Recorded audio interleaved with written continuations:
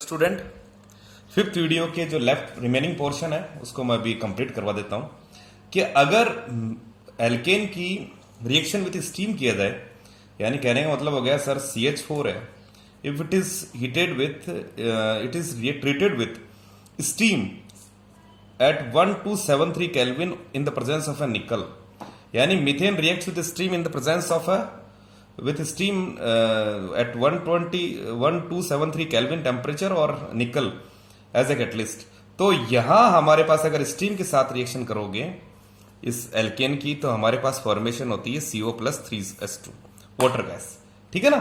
तो इसको syn gas भी कहते हैं, आगे हमारे काफी काम आता है। तो हमारे पास फॉर्मेशन होती है CO+।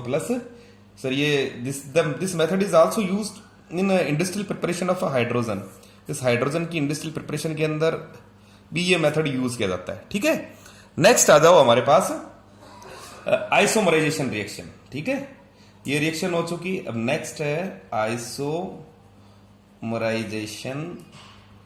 रिएक्शन, जिसको हम हिंदी में कहते हैं समावयवीकरण।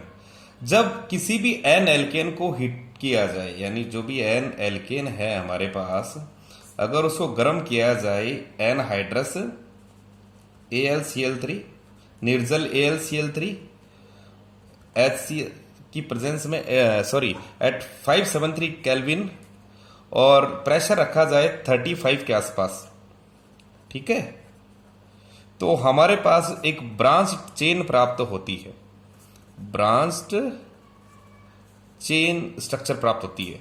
तो उसको हम आइसोमराइजेशन कहते हैं।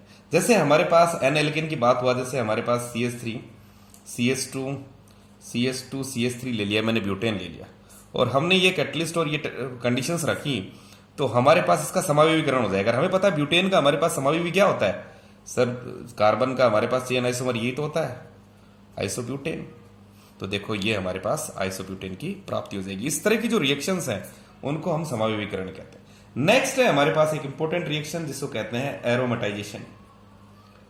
एरोमेटाइजेशन के अंदर हम बात करेंगे सर एरोमेटीकरण, यानी हमारे पास सर एल्केन जो भी है, कौन सा एल्केन, जिसके पास कार्बन एटम की संख्या C6 से लेकर C8 तक हो, अगर हम उसको गर्म करें 773 केल्विन की और 10 से 20 एटमॉस्फेरिक प्रेशर लें और in the presence of catalyst, और देखो इसमें कैटलिस्ट हम जो लेते हैं वो लेते हैं सर क्रोमियम, वेनेडियम, मोलिब्डेनम के ऑक्साइड, जो कि सपोर्टेड ओवर होते हैं एल्यूमिना के।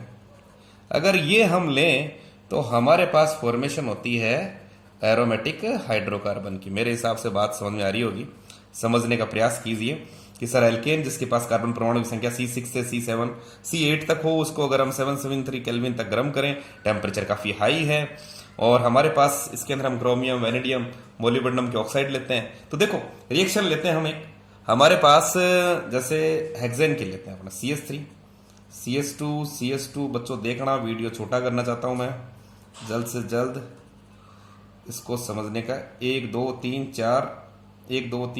4 5 6, ठीक है। अब इसको हमने क्या किया सर, अभी बताया आपने सर क्रोमियम का ऑक्साइड ले लो, ले लिया, वेनेडियम का ऑक्साइड ले सकते हो, मोलिब्डेनम का ऑक्साइड ले सकते हो सपोर्टेड ओवर एल्यूमिना। अगर इसको हम गर्म करें हाई टेम्परेचर, देखो हाई टेम्परेचर 773 केल्विन के आसपास, 10 से 20 एटमॉस्फेरिक प्रेशर, ये हमने कंडीशंस रखी थी। तो देखो सबसे पहले तो देखो आप ये देखिए सर साइक्लाइजेशन जो प्रोसेस होगी, इस पूरी स्टेप को देखिए सर। एरोमेटाइजेशन में हमारे पास 3 प्रोसेस काम करती है। पहले तो है साइक्लाइजेशन।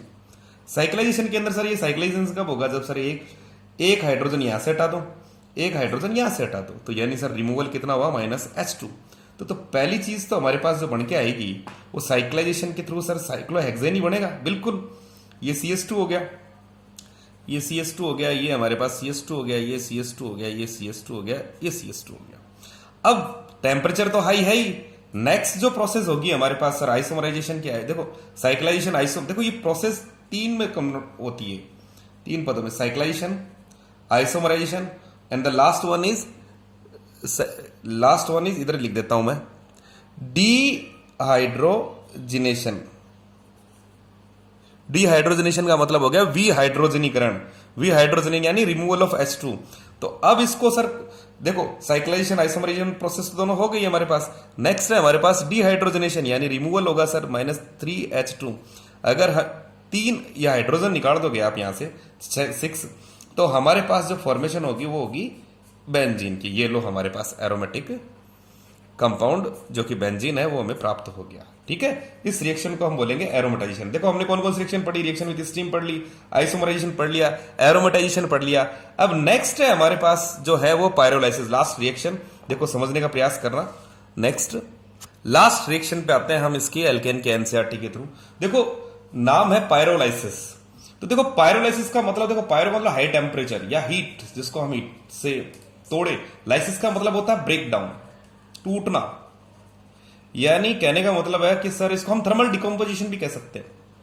थर्मल डिकम्पोजिशन का मतलब यहां हुआ कि हम बात कर रहे हैं तापीय अपघटन की, कि सर जो भी एल्केन है हमारे पास, ठीक है सर उसको हाई टेम्परेचर में दो, हाई टेम्परेचर देंगे। देखो ये जो भी रिएक्शन है ये दो चीजों से हो सकती है सर, ये प्रेजेंस ऑफ कैटलिस्ट भी हो सकती है, देखो मेरी बात सुनना और समझने का प्रयास, और एब्सेंस ऑफ कैटलिस्ट भी हो सकती है। दोनों चीज हम ले सकते हैं सर, प्रेजेंस और एब्सेंस दोनों कैटलिस्ट में। तो जब भी एल्केन है उसको अगर हम हाई टेम्परेचर देंगे, दैट्स नियर अबाउट 773 केल्विन या 6 to 7 एटमॉस्फेरिक कंडीशन प्रोवाइड करवाते हैं, तो वो लोअर एल्केन के अंदर, लोअर हाइड्रोकार्बन्स के अंदर जो कि हाइड्रोकार्बन एल्कीन भी देगा, एक mixture of lower alkene and alkenes देगा। इसी को ही हम कहते हैं पायरोलाइसिस। ठीक है बच्चों, मिक्सचर ऑफ लोअर एल्केन्स या एल्किन्स। अब देखो एक चीज देखो, हमने कहा कि सर 773 973, देखो यहां हमारे पास दो तरह की बॉन्ड टूटती है, तो सर कार्बन कार्बन, एक कार्बन हाइड्रोजन। अगर कार्बन कार्बन बॉन्ड टूट रही है तो देखो अगर हम कैटलिस्ट लें तो एल्यूमिनियम, जिंक या सिलिका लेते हैं, ठीक है ना। और अगर कार्बन हाइड्रोजन की बॉन्ड है तो सर हम ऑक्साइड लेते हैं। ऑक्साइड्स ध्यान से सुनना, यहां हम ऑक्साइड ले रहे हैं किसके, एल्यूमिनियम, जिंक और सिलिका के। अगर कार्बन हाइड्रोजन बॉन्ड तोड़नी है तो हम ऑक्साइड ले रहे हैं क्रोमियम, वेनेडियम या मोलिब्डेनम। ये जो मैकेनिज्म है सर, ये जो भी पायरोलाइसिस का जो मैकेनिज्म है वो है फ्री रेडिकल। ध्यान रखना, मैकेनिज्म हम जो फॉलो करते हैं वो है फ्री रेडिकल मैकेनिज्म। अब देखो एक एग्जांपल लेते हैं, हमारे पास जैसे C6H14 है सर, पायरोलाइसिस करवाया, हमारे पास फॉर्मेशन होती है 6 to 7 एटमॉस्फेरिक प्रेशर पे। तो देखो हमारे पास मिक्सचर ऑफ एल्किन, मैंने जैसे ही कहा, एक तो बनेगा हमारे पास C6H12 प्लस H2, यानी एक मिक्सचर तो ये एक तो हमें ये मिला है, C6H12 है, CnH2n, तो ये सारी बात हुई हेक्सीन। दूसरा हमें जो प्राप्त हुआ सर ब्यूटीन, C4H, देखो कार्बन 4 हो गए तो 2 इधर होंगे, C2H6 तो ब्यूटीन और एथीन। थर्ड हमें जो मिल रहा है सर C3H6, तो ये भी हमारे पास प्रोपीन है। ये सारे एल्कीन ही मिल रहे हैं हमें, देखो एक चीज देखो। दूसरा है हमारे पास C2H4, तो 3 2 5 और एक और बच गया, ये CH4। ये पायरोलाइसिस है, हमें मिक्सर्स प्राप्त हो रहे हैं, C6H12 हेक्सीन प्लस H2, यहाँ ब्यूटीन, और क्या मिला हमें, एथेन, ब्यूटेन प्लस एथेन मिल गया, ये तो एथेन है हमारे पास, ठीक है। और यहां हमें क्या मिल रहा है, methane. This is all about pyrolysis.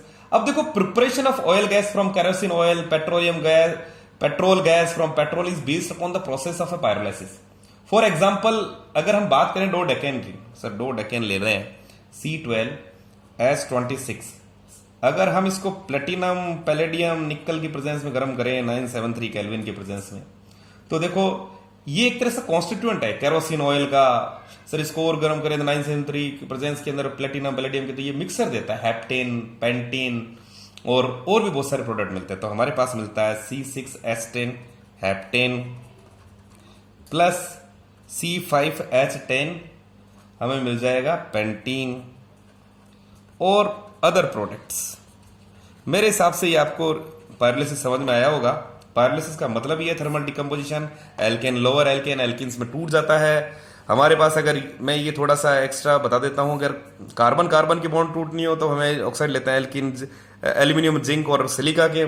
CH bond तोड़नी हो तो chromium, vanadium, molybdenum free radical mechanism follow करता है। यहाँ हमने देख लिया C6H14 का हेक्सेन वाला एग्जाम्पल हमारे पास एनसीईआरटी के थ्रू है ही, और एक हमने ले लिया डो डेकेन का। ठीक है, ठीक है बच्चों, पढ़ते रहो, आगे बढ़ते रहो। That's all about chemical properties of alkanes in which we saw some chemical reactions. हमने कुछ रिएक्शंस तो देखी, आगे हम और पढ़ेंगे एल्केन्स के बारे में, कुछ कन्फर्मेशन ऑफ एल्केन देख लेंगे या फिर एल्केन स्टार्ट कर लेंगे। Thank you.